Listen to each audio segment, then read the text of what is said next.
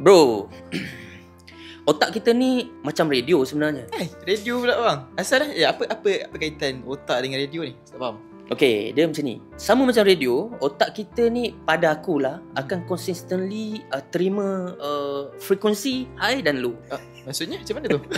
Okay, dia macam ni. Contoh macam segala benda yang kau fikir, segala apa yang kau rasa, semua tu adalah signal yang akan datang untuk engkau, body kau dapat first touch dulu sebelum signal tu akan attract lah perkara yang menarik dalam hidup kau. Oh, maksudnya kan kalau saya fikir benda baik lah datang kat saya. Kalau saya fikir benda jahat datang kat saya. Macam tu lah? Correct, exactly.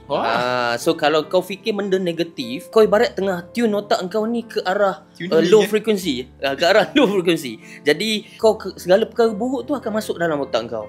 Tapi bro, kalau kau cuba cari frekuensi-frekuensi yang tinggi, perkara-perkara yang positif, contoh tentang kasih sayang, tentang tanggungjawab, tentang kesyukuran. So benda-benda yang nice, kau akan start untuk attract lebih banyak benda positif dalam hidup kau, bro. Betul, setuju. Otak kau tu radio. So kau mampu dan kau ada power untuk ubah stesen hidup kau. Betul. Lepas ni saya tak dengar radio dah. Saya akan dengar otak saya je. Aduh.